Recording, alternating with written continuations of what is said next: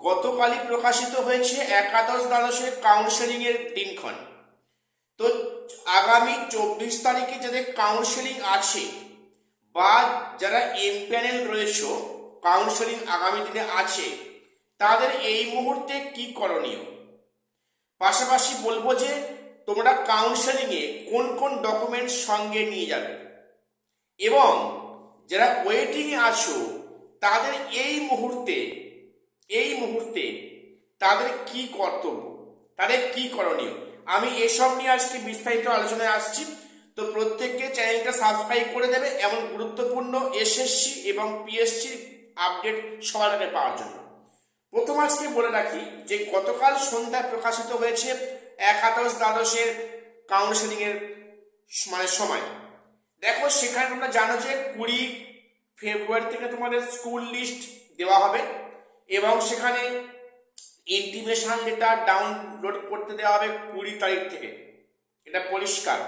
এবং first phase counselling অর্থাৎ প্রথম ফার্স্ট কাউন্সেলিং এর ফার্স্ট ফেজ হবে সেটা হবে 24 ফেব্রুয়ারি তারিখে এবং সেখানে দিনক্ষণ ডিক্লেয়ার করা হয়েছে কোন কোন সাবজেক্টে ফার্স্ট ফেজে আছে এবং সেখানে টাইম টেবিল কত আছে, পরিষ্কার কমিশনের যেখানে উল্লেখ করেছে তাদের বিজ্ঞপ্তির মাধ্যমে।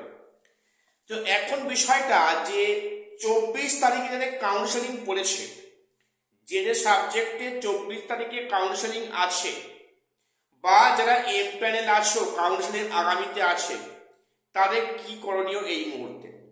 দেখো প্রথম বলে রাখি 20 তারিখে যখন স্কুল লিস্ট পাবলিশ হবে, 24 তারিখে যাদের কাউন্সেলিং আছে আমি বলছি তোমরা স্কুল লিস্টটা ভালো করে ফলো করো, তোমরা একটা রাফ কপি করো, অর্থাৎ সেখানে যে স্কুল লিস্ট তোমার সাবজেক্টে কোন স্কুলগুলো আছে তোমরা একটা লিস্ট করো, সেখানে first preference, second preference, third preference, fourth preference, তোমরা এইগুলো একটা নাম্বারিং করো। তোমরা সেই লিস্টটা ভালো করে অবজার্ভ করো, তোমাদের বাড়ির কাছে কোনটা আছে, তো ফার্স্ট চয়েস কোনটা, সেকেন্ড চয়েস কোনটা, থার্ড চয়েস কোনটা, তোমরা সেটা এখন থেকে একটা রাফ খাতা একটা খসড়া করে নাও এবং তোমরা সেটা অবশ্যই তোমরা কিন্তু সেটা কাউন্সেলিং এর সময় তোমরা সেটা সঙ্গে নিয়ে যাবে। এটা করলে তোমাদের সেই মুহূর্তে তৎক্ষণাৎ সময় তোমাদের স্কুল বাঁচতে সুবিধা হবে, এটা তোমরা কিন্তু অবশ্যই করবে, ঠিক আছে। এবং তার সাথে প্রশ্ন যে ওই কাউন্সেলিং এ আমরা কোন কোন ডকুমেন্টস নিয়ে যাব। দেখো এই প্রশ্নটা অনেকের মনে আছে। প্রথম বলি, কাউন্সেলিং এর সময় আমাদের কিছু ডকুমেন্টস অবশ্যই লাগবে, যেমন কি আমরা ইন্টারভিউয়ের সময়, তোমরা ইন্টারভিউ যখন দিয়েছিলে তখন যা যা ডকুমেন্ট সঙ্গে নিয়ে গেছিলে তোমরা সেগুলো সব নিয়ে যাবে। এবং শুধু তাই নয়, সেই সমস্ত ডকুমেন্টসের 2টো সেট তোমরা একটু ফটোকপি করে নিয়ে যাবে, অর্থাৎ 2 copy xerox set with original copy নিয়ে যাবে।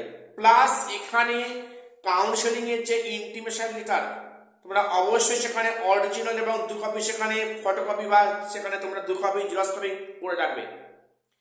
তাহলে তোমরা যেগুলো নিয়ে গিয়েছিলে ইন্টারভিউতে সেগুলো নিয়ে যাচ্ছ original plus 2 set of xerox copy, পাশাপাশি intimation letter for counselling original plus 2 copy xerox copy অবশ্যই তোমরা সঙ্গে নিয়ে যাচ্ছ। তো এবারে বলে রাখি যে তোমরা যারা ওয়েটিং এ আছো জানি খুব দুশ্চিন্তায় আছো, হওয়াটা স্বাভাবিক। তো ওয়েটিং এ যারা আছো প্রথম দিকে, মাঝখানে বা শেষের দিকে, তাদের এই সময় কি করা উচিত বা কি করণীয়। দেখো ওয়েটিংদের এখন এই মুহূর্তে কিছু করণীয় নেই। এখানে first phase, second phase, third phase এরকম কয়েকটা হয়তো ফেজে হয়তো কাউন্সেলিং হবে। ফার্স্ট কাউন্সেলিংটা, তারপরে তোমাদের সেকেন্ড কাউন্সেলিং যখন হবে তখন তোমাদের অবশ্যই ডাক পড়বে। যারা প্রথম দিকে আছো, যারা ওয়েটিং এ প্রথম সারিতে আছো, তারা পুরো নিশ্চিত যাও তোমরা ডাক পাচ্ছ, তোমাদের কাউন্সেলিং অবশ্যই হচ্ছে। এবং যারা মাঝামাঝি আছো আমি বলছি তোমরা আশা হারিও না, তোমরা ডাক পাওয়ার সম্ভাবনা খুব বেশি। কারণ এবারে পরিস্থিতিটা এমনই, সেখানে কিন্তু ওয়েটিং থেকে অনেক ক্যান্ডিডেটের চাকরি হবে, যেটা পরিষ্কার ইঙ্গিত আমি আগেও বলেছি, এখনো বলছি, এরপরেও মানে বলবো।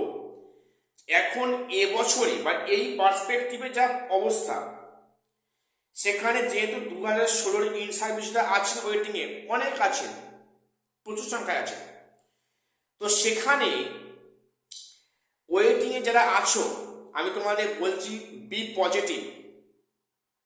যারা ওয়েটিংয়ের ঠিক মাঝামাঝি আছো তোমরাও আশা হারিও না, ঘাবড়িও না, একটু ওয়েট করো, ওয়েট অ্যান্ড সি।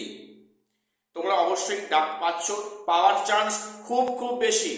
এবারে সে পরিস্থিতি কিন্তু তৈরি হয়েছে, কারণ দেখো সেখানে অনেক ইন সার্ভিস 2016 11-12 সাবজেক্টে অনেকে আছেন, সেখানে তারা ওয়েটিংয়ে চলে গেছেন।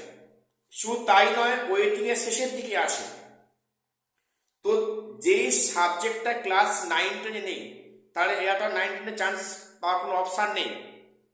কাজেই তাদের কিন্তু চাকরি সরকার বা কমিশন দেওয়ার চেষ্টা করবে এবং সেই নির্দিষ্ট কাটাবে তারা নামবে।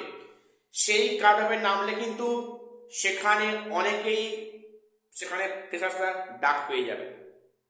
কাজেই তোমরা যারা ওয়েটিংয়ে আছো এখনই দুশ্চিন্তা করার কোনো দরকার নেই, ওয়েট করো। আমি বলছি তোমরা বি পজিটিভ, তোমরা অবশ্যই ডাক পেয়ে যাবে। আর ওয়েটিংয়ে যারা শেষের দিকে আছো, দেখো একটা কথা বলি, এখন এই মুহূর্তে নেগেটিভ চিন্তা করে কোনো লাভ নেই, যেটা পরিষ্কার। নেগেটিভ চিন্তা করো আর না করো ফল একই হবে। তবে হ্যাঁ, চিন্তা হওয়াটা স্বাভাবিক যে আমরা এতদূর এসে কি আমরা ব্যাকে ফিরে যাব, কথাটা ঠিক। কিন্তু তো দেখো সেখানে ওয়েটিংয়ে অন্যান্য বছরের মানে অন্যান্য বাইরে থেকে কিন্তু এবারে ওয়েটিং থেকে চাকরি হওয়ার সুযোগটা অনেকটা বেশি আছে, বিশেষ করে ক্লাস 11-12। আবার বলছি, কাজেই তোমরা যারা একদম শেষের দিকে আছো এখনই আশাহত হো না, এখনো আশাহত হো না, এখনো ক্লাস এখনো 9-10 বাকি আছে। এবং তোমরা একটু ধৈর্য ধরো, বেশি টেনশন দিও না। দেখো একটা পজিটিভ কিছু এলেও কিন্তু আসতে পারে, আর তোমরা যদি বাকিটা ভাগিয়াটা ছেড়ে দেবে, কিছু করার নেই। ওয়েটিংয়ে যে সবাই চাকরি হবে কিন্তু এমনটাও নয় যে ওয়েটিংয়ে প্রত্যেককে ডাকবে, সম্ভব নয়।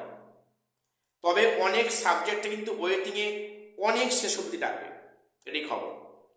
তো যাই হোক, তো আশা করছি ভোট প্রক্রিয়ার মধ্যে কিন্তু মানে কাউন্সেলিং এর পরে সেখানে মানে জয়েনিং প্রক্রিয়া শুরু হয়ে যাবে। আজকে আমার এটুকু আপডেট দেওয়ার ছিল। প্রত্যেকের চ্যানেলটা সাবস্ক্রাইব করে দিও এবং গুরুত্বপূর্ণ নিউজ সবার আগে পাওয়ার জন্য। আর শেষ করছি, দেখা হচ্ছে পরে কোনো ভিডিওতে।